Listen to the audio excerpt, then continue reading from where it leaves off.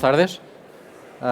Bueno, yo voy a hablar en inglés porque mi español es muy malo. Bueno, yo solo sé hablar en portuñol, entonces es mejor no hacerlo. Good afternoon, everyone. So my name is Diogo Mendes. I'm the head of technology of Bondalti. It's a pleasure to be here at Expoquimia and present you the REPower Chemicals project. The biggest industrial decarbonization project in Portugal recently that has been implemented at the Estareja site near Porto by Bondalti. The project is actually a strong example of industrial electro-intensive sites can decarbonize while preserving the operational resilience, the energy reliability, and industrial competitiveness. So the presentation is structured actually in 4 parts. So following you step by step, starting who we are and why energy is so important to our activity. Then the climate resistant challenge, the REPower project results and impact, and last but not least, lessons and Bondalti's decarbonization future goals that I want to share with you.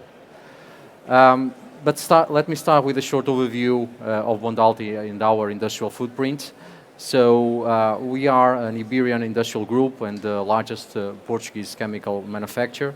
We are one of the largest chlorine producers in Iberia and a European reference in terms of aniline and nitrobenzene market.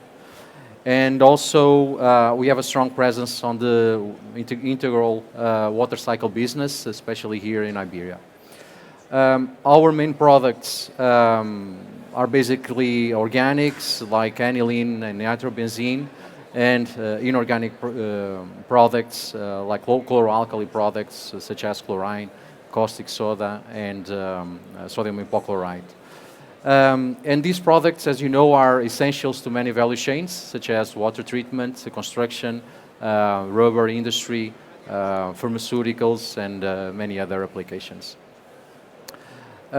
We have 2 industrial sites, the main one in Estareja, so close to Porto, and other in Torrelavega, so close to Santander.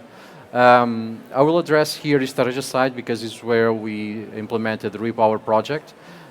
This site actually is one of the most important chemical industry platforms in Portugal, and the site is also integrated with 2 other major industrial players such as Dow and Air Liquide, and basically it's a chemical complex much oriented to the MDI production. At Estareja, as I said, we produced organics and also inorganic chemicals, and we have a capacity of 1.5 million tons produced per year, and also a daily installed capacity of more than 4,000 tons. The site is a highly electro-intensive plant because mainly we produce chloralkali through the electrolysis process, which you know is very electro-intensive. So basically electricity for Bondalti is both an utility but also a raw material for the molecules that we produce. And this makes energy a very critical factor for our competitiveness, but also a critical lever for decarbonization. So this brings us to our climate transition commitments, and as you can see in this slide, our climate transition is guided by science-based targets and a clear ambition to decarbonize our operations while we progressively decarbonize the value chain.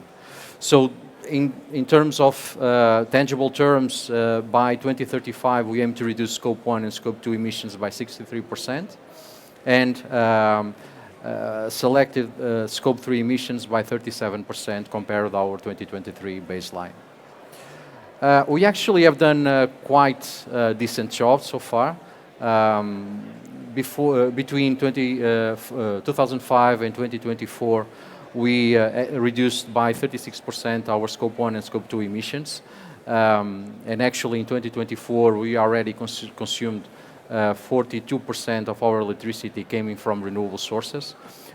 But despite this progress, it's quite significant to achieve our climate terms, it requires a more fundamental, a more intense transformation, especially on how energy is produced, how it's stored, how it's sourced, and also consumed within the site. So this is exactly what the REPower project tried to design and to deliver. Still on the emission, just to give you a little bit more detail, if we look at Scope 1 and Scope 2 emissions, most of them are linked with electricity and steam. So electricity as raw material is used in electrolysis process, so we have brine electrolysis and hydrochloric acid electrolysis, and natural gas is used for process steam generation and also waste generation and nitric acid production. So basically electricity and steam were the two main drivers for the REPower project and our decarbonization plans. When we start thinking on this project, we start defining what would be our decarbonization strategy. And we believe that the success of the decarbonization strategy is not betting on one single technology, but actually integrate different technology levers. So we look at energy efficiency projects, we look at solar self-consumption, battery storage, steam electrification, and of course energy management. So the REPower project incorporates multiple decarbonization initiatives. Here you can see the size and the magnitude of these sub-projects, let's say. So we built a 30 megawatt peak solar park near to the plant to be consumed as a self-consumption.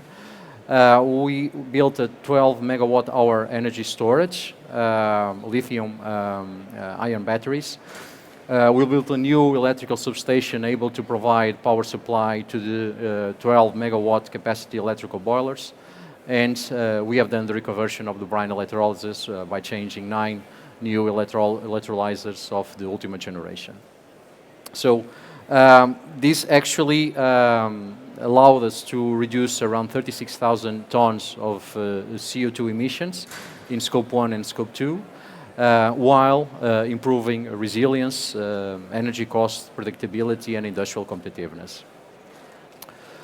The scale of the project is significant. It represents around $76 million, of total investment, supported by around 31 million euros of public incentives.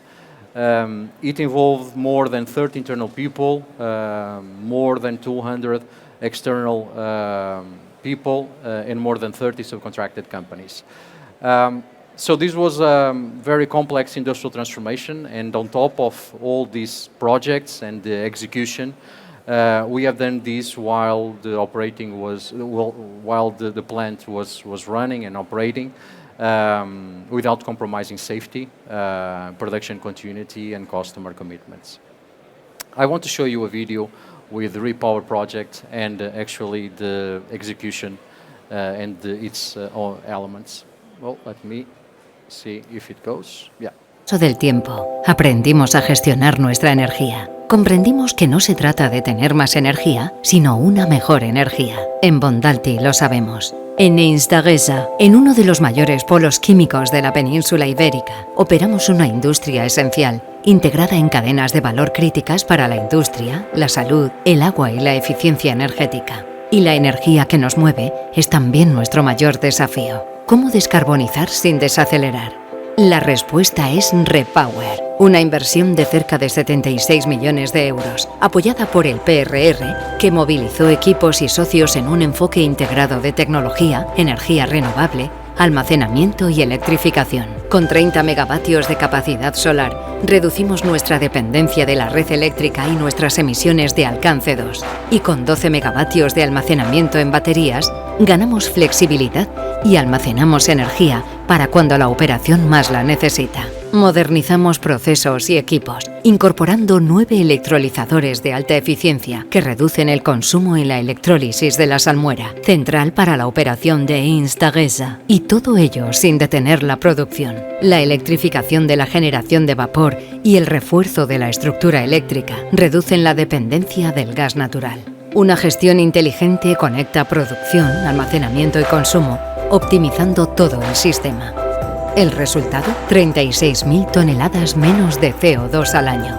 Una reducción del 28% respecto a 2019 y un ejemplo concreto de cómo el PRR acelera la inversión privada intensiva en capital, transformando el apoyo público en capacidad industrial. REPower es el camino hacia una industria más descarbonizada, resiliente, competitiva y con la mirada puesta en el futuro. Un futuro que nos trae buenas energías. Great. So basically, you could see the different sub-projects and the level of impact that each of these projects has on Bondalti and the way we operate. But delivering a project like this, as you can imagine, it brought us a lot of challenges throughout the execution. I listed some of them. So we had, of course, technical issues while doing all these, while maintaining the plant in operation. But also we navigate through tough licensing and permitting and very tight deadlines. Also managing throughout these 3 years of project execution, long lead items and some price volatility in terms of equipment and materials was quite challenging. And aligning also public funding rules with the industrial projects and the nature of this kind of project is also very challenging. But what results from this is actually a combination of meticulous planning, focus permanently on safety, and also taking a proactive risk management approach and working with experienced partners was essential to deliver successfully this project. I want to now to share some lessons learned and what's coming next. So looking back at REPower, I would highlight 5 lessons. First is starting where carbon and business risk meet. The decarbonization projects, of course, they have a very impactful, holistic approach, but at the end of the day, they need to be profitable. The success of the decarbonization projects is where actually we decarbonize to improve competitiveness. Second is to build a portfolio and not betting on a single technology. Plants of this complexity, we see opportunities to decarbonize, but also to improve efficiency and to change the way we operate. So do not bet on a single technology, but actually design the assets to work as an integrated system. Is where when you integrate that you can capture and generate a maximum value. Don't underestimate the project governance. It's very important to have a rigorous planning and executive sponsorship and a very supplier discipline and execution discipline throughout all this execution. And last but not least, try to replicate the logic, but of course adapt always to the site specifics. But the work isn't over yet. We still have a long road ahead of us. We just actually worked on the easiest part of the emissions. Actually, the biggest challenge in the scope 3 is basically on the carbon that is embedded on our raw materials. And as you can see here, 92% of our total GHG emissions are scope 3. So we actually need to take here a different approach to tackle these scope 3 emissions, which is basically look at our operating model and start looking on a circular way instead of our linear approach and conventional linear approach. And for that, we have already some planned actions and projects, some of them already ongoing. So besides the procurement of sustainable raw materials and a supply engagement strategy in order to reduce the carbon footprint of the raw materials that we consume, we are already starting with some industrial projects with chemical recycling to produce recycled raw materials, but also projects to reduce residues and industrial effluents that we generate in the process. So let me close with a key message from the project. Industrial decarbonization shouldn't be a trade-off between sustainability and competitiveness. It must become and it must be a lever of industrial competitiveness in case we really want to be successful in achieving our climate transition goals. Thank you very much, and I'll be happy to take your comments.